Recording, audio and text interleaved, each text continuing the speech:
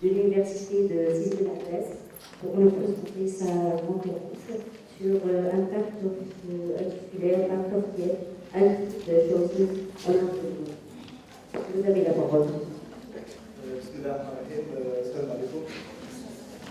Tout d'abord, je dois exprimer ma gratitude. Je tiens à remercier les comités scientifiques d'avoir honoré et accepté l'invitation à publier les résumés de ce séminaire international de l'enseignement spécial de notre journal, de North African Journal of Food and Nutrition Research. Et je remercie encore le comité d'organisation à la tête, Dr. Borrello. Donc je dois présenter tout d'abord, comme on l'a demandé, je suis professeur Khaled,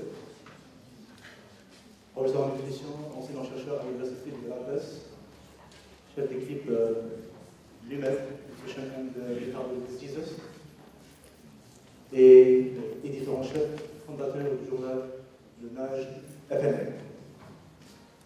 Très bien, donc si je suis là, donc je suis venu pour parler sur l'impact de notre alimentation et des choix alimentaires sur l'environnement. C'est quelque chose qui est tout à fait nouveau par rapport à mon domaine de recherche, qui est la nutrition clinique, la nutrition chez les populations vulnérables, chez les adolescents, chez les enfants, et bien sûr chez les diabétiques, en particulier pendant le ramadan, que je vais parler comme modèle.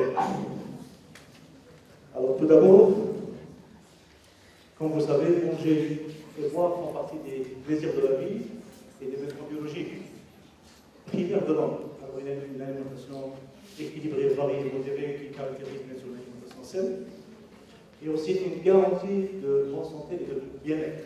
Mais, que faut-il savoir et faire pour combiner ces trois éléments qui sont bien sûr le plaisir, la santé et le respect de l'environnement.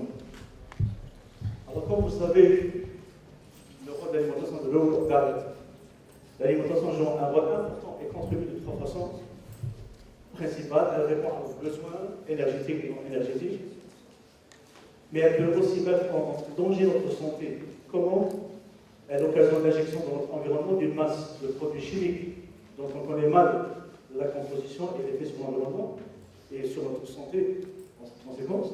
Et elle pèse des poids lourds sur notre environnement, sur les ressources naturelles que pourraient mettre en danger notre avenir et notre survie en tant qu'espèce. Alors, concernant les choix alimentaires, food choice, en qualité de consommateur que nous sommes, notre alimentation est soumise à des choix. Ça relève bien sûr du comportement alimentaire, qui est très complexe chez l'homme. Alors, bien que la société et les supermarchés nous proposent de consommer presque de façon aveugle, sans réfléchir, et il est parfois nécessaire de comprendre l'impact de ces choix alimentaires, bien sûr, sur notre santé et sur notre environnement. Alors, comme vous le savez, particulièrement pour l'Algérien, qui adore consommer, sans pour autant y être obligés. Ils sont d'être inconsciemment et se retrouvent à acheter de tout et du n'importe quoi. Tout prétexte est bon pour satisfaire son amour inconditionnel à l'égard de la consommation impulsive. Et ça, on le voit dans les grandes surfaces. Alors, selon l'OMS, l'Office national des statistiques, les ménages algériens dépensent 42% de leurs dépenses annuelles en alimentation, soit l'équivalent de 1861 milliards de dinars selon le même office. C'est énorme. Maintenant, je vous pose la question suivante. Ne vous est-il jamais arrivé dans un centre commercial de faire des courses bien précises, suivant une liste faite préalable? Est-ce que vous faites des courses en établissant une source précise de liste, d'accord, d'aliments que vous avez besoin? Qui c'est qui le fait? On les compte tous les doigts. On va au compte surface sans établir une liste préalable. Maintenant, ma deuxième question, est-ce que vous le faites avant de manger ou après le repas?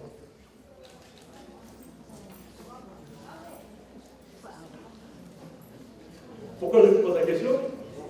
Parce qu'on est plus tenté, lorsqu'on a faim, d'accord, d'acheter n'importe quoi, d'accord, même si on a bien sûr des aliments à la maison. Alors, quel est le résultat? Donc, à la sortie, donc, vous vous trouvez non pas avec un seul caddie, vous allez vous trouver avec 2 caddies remplis. Vous vous retrouvez avec la moitié ou un de vos caddies, au pluriel, farcis de produits supplémentaires. Donc, on n'avait même pas prévu l'achat. Ça relève du comportement, bien sûr, algérien typique. Alors, nous sommes attirés, puisqu'on parle du behavior, nous sommes attirés par les publicités, les promotions et même la disposition des produits. Tout ça, c'est exprès. Les promotions, des fois, vous avez uniquement 2 jours et la promotion, bien sûr, se termine. Donc là, on est pressé d'acheter non pas 1, non pas 2, mais en grande quantité parce que la promotion est limitée. Alors, ce que nous mangeons n'est pas seulement déterminé par des besoins physiologiques ou nutritionnels, nous dépend uniquement des préférences individuelles, mais aussi de circonstances essentiellement culturelles et sociales. Et c'est ça qui pose bien sûr le problème. Facteurs qui affectent nos choix. Parmi ceux, on peut citer les propriétés sensorielles, c'est normal, les aliments, le goût, l'odeur, l'apparence, les facteurs sociaux, émotionnels et cognitifs, les valeurs personnelles. Je vais montrer une diapo, le mode de vie, les compétences, par exemple savoir cuisiner, les croyances, est-ce que vous êtes contre pour le bio et l'hygiène, des facteurs culturels, religieux et économiques, on va parler du modèle Ramadan, et qui ont tous également en jeu l'éducation, l'appartenance à un groupe ethnique, la disponibilité, la visibilité au prix des denrées, tous jouent un rôle majeur dans nos choix comme consommateurs. Alors prenons l'exemple du Ramadan. C'est un modèle que nous avons eu la chance de travailler pendant plus de 15 ans, ce modèle du Ramadan chez les populations bien sûr saines et les populations malades et diabétiques, particulièrement les obèses. Alors, le mois de Ramadan, bien sûr, c'est un bon modèle. La surconsommation des produits alimentaires, voire le gaspillage, atteint son paroxysme. Je pense que vous êtes d'accord. Le citoyen est pris d'une incommensurable envie d'achat qui le pousse à acheter presque tout ce qu'il peut dans son chemin, et avec des quantités plus que suffisantes. Pourquoi? Parce qu'on est âgé. C'est pour ça que je vous ai posé la question, est-ce que vous faites vos courses parce que vous avez faim ou après un repas? Ça, c'est important. Alors, bien entendu, la moitié de ces aliments finiront malheureusement à la poubelle. Ce n'est visiblement profitable pour personne. Personne ne peut profiter. Et de plus, écologiquement parlant, il en résultera de sérieuses répercussions sur l'environnement terrestre, constituant ainsi une menace pour notre bien-être. J'étais étonné de voir même Algérie Post qui a bien sûr porté un terme qui parle bien sûr de ce phénomène méconnu par nos ancêtres, par nos grands-parents. Ils ne savaient pas c'est quoi le gaspillage. Parce qu'eux, ils ont vécu vraiment la faim. Ce fléau, quand à l'approche, et pendant le mois de Ramadan, et durant la saison estivale, ce sont les 2 périodes là où le gaspillage atteint son paroxysme. C'est le mois de Ramadan et pendant bien sûr l'été. Alors, malgré tous les efforts déployés par les différents acteurs du gaspillage alimentaire, atteint 21% bien sûr de ce qui est jeté dans le monde. C'est énorme. Alors, on devrait songer beaucoup à plus à consommer ce dont on a besoin et non tout ce dont on a envie. Et là, ça me fait rappeler une question, bien sûr, de Omar ibn Khattab, radiallahu anhu. Une fois, il a rencontré un de ses compagnons, c'est Jabr, radiallahu anhu, porté sur sa main un gros morceau de viande. Et il lui a dit en arabe, alors que c'est ça le problème des Algériens. On achète tout ce qu'on a envie et non ce qu'on a besoin. Je pense que vous avez compris mon message. Donc, il est important de savoir se contrôler par exemple dans la règle d'or. Il faut se contrôler pour éviter le gaspillage, surtout pendant le Ramadan. Alors, selon les enquêtes menées dans notre région, la région de l'Ouest, la cité d'Abbas, et même dans d'autres régions, même ici à Constantine, d'accord, les travaux sont publiés, font ressortir des éléments clés sur le comportement alimentaire des Algériens. Le nombre de sujets en surpoids et obèses ne cesse d'augmenter, particulièrement chez la population jeune, chez les enfants, les adolescents, des deux sexes. Des travaux publiés, bien sûr, par l'équipe de Frencham. Un travail, bien sûr, aussi de l'Achachi en 2017. Et notre équipe, bien sûr, en fait ressortir, selon, bien sûr, les normes de l'IOTF, les courbes françaises et même les courbes américaines, bien sûr, de l'ECDE, que la population jeune est une population, bien sûr, atteinte par le surpoids et l'obésité. Voilà, donc, on remarque les apports alimentaires qui s'élèvent pendant le Ramadan. Là, c'est une enquête qui a été faite au niveau de l'industrie de Abbas et par exemple qui a fait ressortir chez une population d'enfants obèses et en surpoids des comportements un peu bizarroïdes, sur le choix des aliments, le choix du mode de cuisson, la fréquence de consommation de certains groupes d'aliments. Et là, ça nous remet à réfléchir de façon sérieuse sur le comportement des parents, parce que les enfants sont des victimes du comportement des adultes. Si les enfants mentent d'une manière, c'est parce que leurs parents ne leur ont pas informés et éduqués. Et à l'école, qu'est-ce qu'on fait pour informer et éduquer cette population vulnérable vis-à-vis des choix des aliments, vis-à-vis du mode de cuisson et l'effet bien sûr que peut avoir certains aliments sur leur santé. Là, j'ai trouvé un travail bien sûr intéressant sur la consommation du pain par rapport aux classes socio-professionnelles. Ça ne nous apprend rien, mais quand même j'étais un peu choqué de voir que, en conclusion, ces auteurs ont observé, ont relevé un gaspillage du pain chez les classes élevées. Pourquoi? Parce qu'ils ont trouvé une alternative par rapport au pain. Donc le pain est consommé, bien sûr, chez cette classe avec une fréquence moins élevée par rapport aux autres classes. Et pourtant, bien sûr, c'est normalement la classe la plus instruite et la plus, bien sûr, normalement éveillée. Alors la question qui se pose, quel serait l'impact what's the environmental impact of our diet? Quel serait, bien sûr, l'impact de notre alimentation sur notre environnement? Donc, je ne vous apprends rien. Quelle est la pollution liée à la consommation et à mettre sur le compte de ce que nous mangeons, surtout de la viande et des autres produits d'origine animale. Les nutritionnistes, bien sûr, ont déjà soulevé ça, que ici en Algérie, on a tendance à consommer plus de viande, plus de lait, d'aliments, bien sûr, qui sont considérés comme aliments très caloriques, alors qu'on peut s'approprier certains nutriments de valeur, d'autres aliments, bien sûr, et équilibrer entre les protéines animales et les protéines végétales. Alors, même s'il faut manger pour vivre, et non pas vivre pour manger, nous savons tous que le plaisir, quel plaisir pour trouver un repas bien agréable sans famille. C'est vrai. Alors, mieux manger, moins gaspiller et moins polluer. Les calculs effectivement qu'il faut l'équivalent de 80 litres d'essence pour produire des aliments qu'une personne moyenne mange en un mois. Ce chiffre ne tient compte que de l'énergie qui est utilisée pour cultiver, transformer et transporter ces denrées alimentaires. Alors là, quand vous voyez bien sûr l'impact de l'alimentation sur l'environnement, comment bien sûr depuis la production agricole, la transformation alimentaire, le transport, jusqu'à la consommation. soit la consommation à domicile, ou bien la restauration. Tous ont un impact, bien sûr, sur notre environnement, soit sur la qualité. Vous arrivez à voir qualité de l'air, de l'eau, sur l'énergie, bien sûr, sur le sol et sur la biodiversité. Tout ça a un impact, bien sûr, sur ces éléments clés de l'environnement.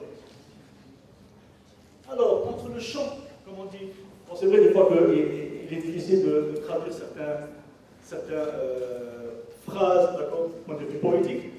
Lorsqu'on dit du champ à l'assiette ou de la fourche à la bouche, d'accord, c'est un sens politique, on peut facilement retenir. Mais en anglais, on peut dire from field to plate, of fork, we say in English, fork to mouth. De la fourche à la bouche. Qu'est-ce qui se passe durant tout ce cycle? Le cycle, ce qu'on appelle le cycle de vie des denrées alimentaires, qui comprend aussi l'achat, la réfrigération, c'est-à-dire après avoir acheté l'aliment, on le conserve, on le prépare, d'accord? Et on élimine bien sûr l'emballage, qui est aussi bien sûr un point très important à considérer dans l'effet de l'alimentation sur, parce que les aliments sont souvent emballés, même sur-emballés. Alors tout cela nécessite de l'énergie, obtenue notamment à partir de carburants et de combustibles fossiles, qui dégagent dans l'atmosphère des polluants et des gaz à effet de serre. Alors la production d'aliments végétaux, par exemple, requiert, outre de l'énergie, ce sont du pétrole, du gaz naturel, de l'électricité, d'autres ressources, telles que le saut de l'eau, comme vient de signaler avant moi le projet. S'y ajoutent des moyens de production comme les machines agricoles, les engrais, les pesticides, ainsi que les bâtiments et installations destinées à la récolte, au tri, au lavage, au stockage et à l'emballage, tout ça, bien sûr, consomme de l'énergie. Donc, à chacune de ces étapes correspondent des émissions qui polluent soit le sol, soit l'air, soit l'eau, bien sûr, et qui contribuent au réchauffement climatique de façon directe ou indirecte. Alors, qu'est-ce qu'il y a lieu de faire? Il faut là revenir vers une alimentation bien sûr rationnelle, ce qu'on appelle sustainable diet, bien une alimentation durable. Alors, comme la FAO l'a défini, les régimes alimentaires durables contribuent à protéger, à respecter la biodiversité, les écosystèmes qui sont culturellement acceptables, économiquement équitables et accessibles, abordables, nutritionnellement sûrs et sains, et permettent d'optimiser les ressources naturelles et humaines, ce qui garantit bien sûr la durabilité. Alors l'alimentation durable est une alimentation viable sur le plan économique et social, qui préserve l'environnement, la santé et la diversité bien sûr culturelle. Ce sont des points bien sûr clés qu'il faut retenir avant de parler de toute politique agricole. Accessible à tous et à toutes, saine et équilibrée, qui répond aux besoins nutritionnels, produit par des modèles agricoles qui préservent l'environnement, le climat, le sol, l'eau, etc., et sauf en consommation d'énergie et émissions de gaz. Alors, sous l'influence, c'est normal, sous l'influence des politiques agricoles, des industries agroalimentaires et des changements de mode de vie. Et c'est ça le point, bien sûr, dont je voulais vous en parler, étant donné que je suis nutritionniste, je ne suis pas économe, je ne suis pas agronome, je suis nutritionniste, mais ce qui s'intéresse au comportement et à l'alimentation des populations. C'est le changement de mode de vie, c'est le mode de vie qui implique, qui fait qu'il y a des politiques, bien sûr. C'est selon nos choix alimentaires, nos désirs, nos tendances, notre attitude que sont dirigées, bien sûr, ces politiques. Vous allez chez un épicier, vous lui demandez est-ce que vous avez ce produit, il va vous dire qu'il n'y a que vous qui demandez ça. Je ne ramène plus parce que les gens ne l'achètent plus. Et là, vous vous posez la question, est-ce que j'ai raison ou j'ai tort? Peut-être que je n'ai pas raison, mais là, vous dites que non. Moi, si j'ai choisi cet aliment sur des principes, bien sûr, diététiques corrects. Donc, là, on suit ce que veulent, bien sûr, les gens et ce que veut la population consommatrice. Alors, quelle est la place de l'importation dans ce cycle? Vous savez très bien que l'Algérie importe pratiquement, bien sûr, des denrées alimentaires clés, comme le lait, dont on vient de parler, de qu'on va financier, bon, ça me dit sur la facture de l'importation de lait, particulièrement de lait, anhydre et la matière grasse, anhydre, les ampoules et la GLA. Donc ça pèse sur la facture, bien sûr, d'importation du pays. Quel est l'impact de l'emballage? Quoique c'est vrai que l'emballage a un rôle principal, c'est de préserver la nourriture. Du point de vue environnemental, c'est absolument fondamental, bien sûr, de conserver les aliments. Mais à première vue, je pense que vous avez constaté ça, lorsque vous circulez dans les grandes surfaces, à première vue, lorsqu'on voit tous les packaging et emballages qui accompagnent les aliments qu'on en achète, notamment dans les supermarchés, on a comme l'impression d'un immense gaspillage. Et là, on se pose la question suivante. Est-ce que cela vaut vraiment la peine? Est-ce que cela vaut vraiment la peine d'emballer tout, de suremballer devant la chaîne d'un aliment qui est emballé en 3 fois? Maintenant, c'est à moi de décider. Est-ce que je vais acheter ce produit parce qu'il est emballé, parce qu'il est suremballé, d'accord? Ou bien je vais acheter un autre, qui est moins emballé, tout en ayant la conscience qu'il faut préserver l'environnement, il ne faut pas utiliser de produits qui sont fortement emballés. Voilà, donc je ne vous apprends rien sur l'emballage. Voilà l'impact sur l'environnement, même sur les écosystèmes. Donc il y a donc un vrai effort à faire pour réfléchir à des packaging plus écologiques, mieux recyclables et sans matières dangereuses. Donc il doit aussi faire en sorte de ne pas suremballer des produits qui n'ont pas besoin d'être suremballés. Alors la question qui se pose, serez-vous vraiment prêt pour une vie moins emballée? So, would you really be ready for a less packed life? Là, je pense qu'il faut réfléchir sérieusement à la question. Alors, du point de vue pratique, et practical way, l'alimentation est d'une importance vitale. C'est vrai, c'est vital. Sur le plan nutritionnel, si on mange, on en a besoin. Si on mange en tant qu'espèce, on a besoin de ces nutriments, mais on mange pour le plaisir. Maintenant, il faut peser. Il ne faut pas que ça soit au détriment, de l'environnement et de la planète sur laquelle on vit. Donc il faut contrôler, bien sûr, ces choix alimentaires, malgré que cet acte, bien sûr, est vital par rapport à notre espèce, et culturelle, bien sûr, et géopolitique, l'autosuffisance ou dépendance alimentaire des pays. Paradoxalement, les évolutions de la production d'aliments n'ont à aucun moment fait l'objet d'un débat public, d'une réflexion globale de la société et des décideurs politiques. On en parle de politique agricole, d'amélioration, de politiques, bien sûr, qui sont dirigées vers certains denrées alimentaires, mais qu'en est-il, bien sûr, du comportement du consommateur? Ça reste, bien sûr, pour les associations. Il y a certaines associations que je salue. Je ne vais pas citer de nom, mais j'ai quand même découvert qu'il y a des associations qui font, bien sûr, un grand travail, d'accord, à la capitale Alger, dans la récupération des déchets, d'accord, pour le gaspillage, bien sûr pour l'éducation du public, d'accord, vis-à-vis de ce fléau. Alors, les évolutions de la production d'aliments n'ont à aucun moment fait l'objet, comme j'ai dit, d'un débat public, d'une réflexion globale de la société et des décideurs politiques. Elles n'ont pas été basées sur des politiques alimentaires et nutritionnelles définies, mais sur un ensemble de facteurs comme les politiques agricoles, foncières, d'aménagement, territoire, les évolutions technologiques et économiques, c'est vrai, ça évolue, les choix économiques et financiers de la part des entreprises, le développement de la publicité, des changements dans le mode de vie, etc. On reçoit de temps en temps des SMS sur promotion. Mais est-ce que vous avez reçu un message, un SMS, vous parlant bien sûr de choix des aliments? Moi, j'ai jamais reçu ça. Comportement dans les grandes surfaces. Éducation des enfants. D'accord? On ne reçoit pas ce genre de SMS. Alors, en conclusion et recommandation, par des comportements simples, nous pouvons contribuer à manger mieux, tout en respectant la planète. Mais comment? en évitant tout d'abord le gaspillage. Kulu washrabu.